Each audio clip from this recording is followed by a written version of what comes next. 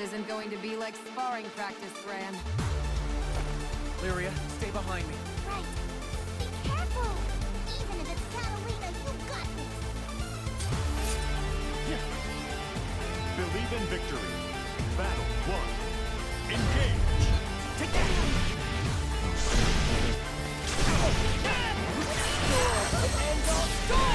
This is how you expand upon the ideas of your previous entry and surround them with fresh new engaging mechanics that are fun and used at all levels of play. This is Granblue Fantasy Versus Rising.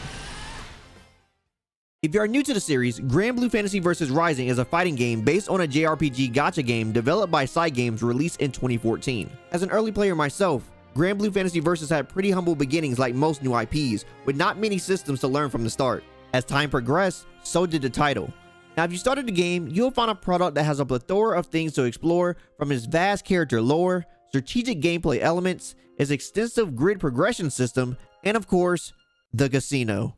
That sweet casino. You take all of these ideas and put them into a fighting game, and you have the formula for what could be one of the best modern fighting games to date. So I come to you to answer the question you all have buried within. Just how good is Granblue Fantasy Versus Rising? Well, it's a fighting game, and like those before, it tries to find a balance between accessibility and an in-depth experience, and for the most part, it succeeds in doing so. With the ability to use manual and easy inputs interchangeably in a way that does not take away from the overall game's satisfactory feeling of pulling off something rewarding or just outright cool looking. Accompanying the game's auto combo system this time around is the ability to extend combos with raging strikes, and further extend that combo part into a raging chain. This in itself completely changes the static routing of the original game, where some of the most optimal routes were simply heavy attack EX special, heavy attack again into another EX special, one more heavy attack for good measure, and finishing it off with your character's super. Now, this fighting game has some real class to its combo routing that simply just wasn't there before, and what this game may seem to lack in its execution node difficulty, it makes up for in intertwining its new combo extending mechanic into the core mind games in its neutral situations.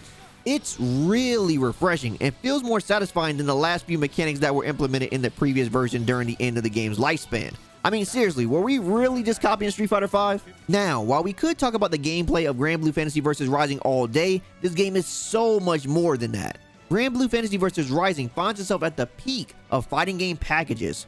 Gone are the days where the acceptable thing to do is to simply slap on an arcade mode, maybe a time attack mode of some sorts, training mode, and online play. Fighting games have finally become what they should have been, at least on home consoles: full-fledged marketable products.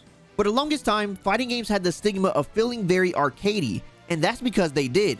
They were arcade games at first. However, Granblue Fantasy Versus Rising not only has a robust 3-part story mode packed with lore, a simulation of the original game's stat boosting system, and a unique way to enjoy a fighting game experience with cinematic multiplayer boss fights, mind you. It also has Granblue's mode, which is basically a full-on Falls Guide mode complete with its own set of rankings and rewards. You have Figure mode, where you can become the master of scenes, putting static yet dynamic poses of characters complete with creative backdrops of your own choosing. Even the lobby itself has mini games to play like soccer or the crane game, and even can be a platform if you want to reach the top. Do you get my point here by now? Granblue Fantasy Versus Rising package is what the golden standard for a AAA fighting game of today's era should be. There is something here for everyone, and yet nobody feels left out to enjoy what the game has to offer despite the modes they choose to play. What I mean by this is that Granblue Fantasy Versus Rising now comes equipped with a character leveling system that allows you as the player to level up characters of your choice and gain rewards from it. And even if you do not level up said characters by the game's traditional means, rewards can still be yours using the in-game currency. Want to crack out on the offline modes like arcade and story? No problem. Get your rupees and buy your colors and weapon skins later. Want to hop online casually or competitively? No problem there either. Level up the characters you play in all online match styles of the game. This is a system, at its roots, a player retention enabler. Win or lose in our matches, we all have something to gain, something to level up, and rewards to achieve.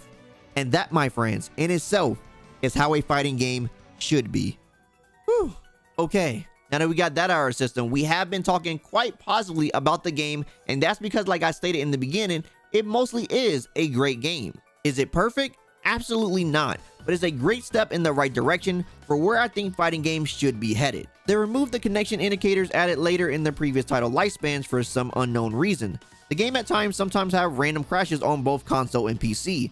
PC to PlayStation sometimes feel like it bugs the lobby out, and some of the new mechanics or ultimate skills to characters are, well, questionable to say the least.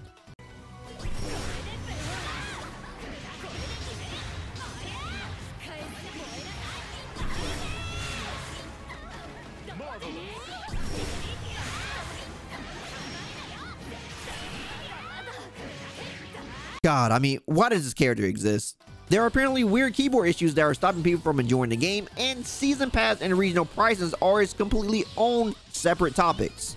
But for everything the game does wrong, it gets 2 to 3 things right. Again, this isn't the story of the perfect product. This is a story of a game that is at its revolutionary forefront of what a modern fighting game product should aim to be.